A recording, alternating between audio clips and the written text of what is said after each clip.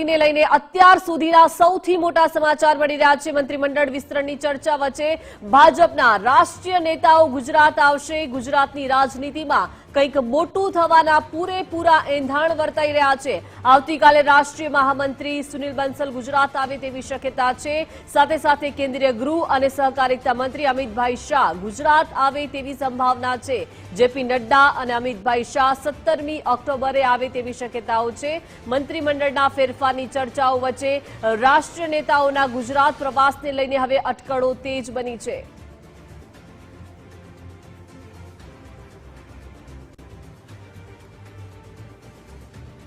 વધુ માહિતી સાથે સંવાદદાતા નિકુંજ જોડાઈ ગયા છે। નિકુંજ, મંત્રીમંડળ વિસ્તરણની ચર્ચા વચ્ચે હવે આ સૌથી મોટા સમાચાર છે કે ભાજપના રાષ્ટ્રીય નેતાઓ ગુજરાત આવશે। કંઈક મોટું થવાના એંધાણ વર્તાઈ રહ્યા છે। નિકુંજ, જી, મંત્રીમંડળની વિસ્તરણની શક્યતાઓ અને ચર્ચાઓ વચ્ચે માહિતી મળી રહી છે કે ભાજપના રાષ્ટ્રીય નેતાઓ ગુજરાત આવી રહ્યા છે। ભાજપના રાષ્ટ્રીય મહામંત્રી સુનિલ બંસલ આવતીકાલે ગુજરાત આવી રહ્યા છે। તેઓ આવતીકાલે ગુજરાત ભાજપના તમામ ધારાસભ્યો સાથે એક મહત્વની બેઠક કરશે, તે પ્રકારની માહિતી મળી રહી છે।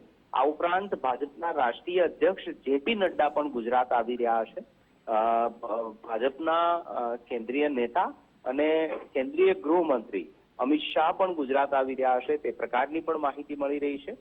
જેપી નડ્ડા અને અમિત શાહ 17મી ઓક્ટોબર શુક્રવારના રોજ ગુજરાત આવશે અને માહિતી મળી રહી છે કે સંભવિત રીતે શુક્રવારે જે મંત્રીમંડળનું વિસ્તરણ થવા જઈ રહ્યું છે તે વિસ્તરણના શપથ ગ્રહણ સમારંભની અંદર જેપી નડ્ડા અને અમિત શાહ હાજરી આપે તેવી શક્યતા છે।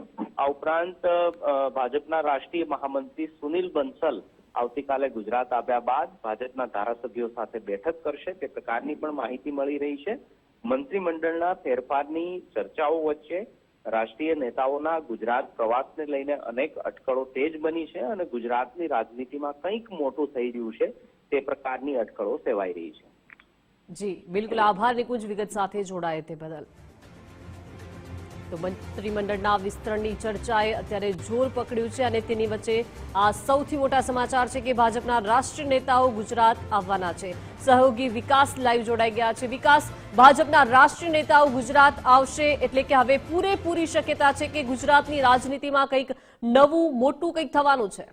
બિલકુલ દીપિકા, જો તમે એ ઘટનાક્રમને ટ્રેક કરો તો એનાથી ખ્યાલ આવે છે કે કંઈક રાજનીતિક રીતે મોટું થવા જઈ રહ્યું છે। એટલા માટે કારણ કે આપણે પત્રકાર છે ને એટલે વિશ્લેષણ થતું હોય છે।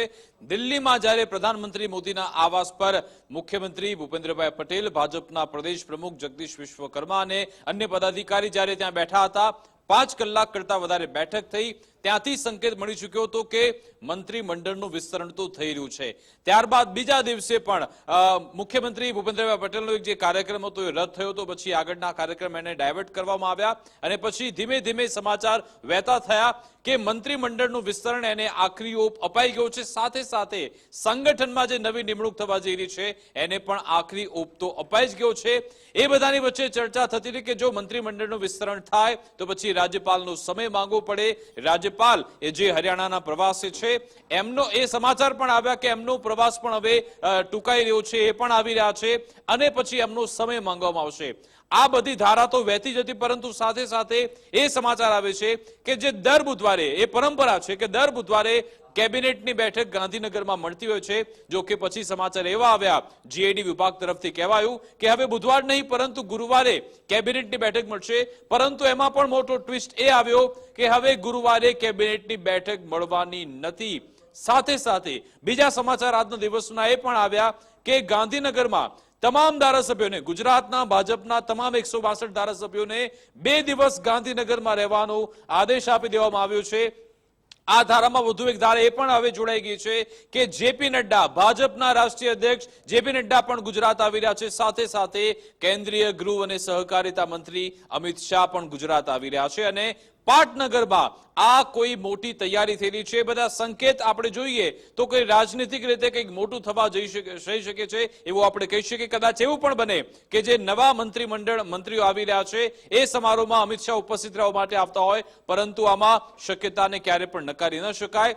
ભાજપ જે હંમેશાથી સરપ્રાઈઝ આપવા માટે માહિર છે, ઘણા વર્ષોથી આપણે બેકગ્રાઉન્ડમાં જોતા આવે છે કે જ્યારે પણ રાજનીતિક રીતે કોઈ બદલાવ આવતો હોય તો કોઈ પણ ભનક પડવા નથી દેતા, કોઈ એવો સ્પેસ મૂકવામાં નથી આવતો જ્યાંથી આકલન કરી શકાય.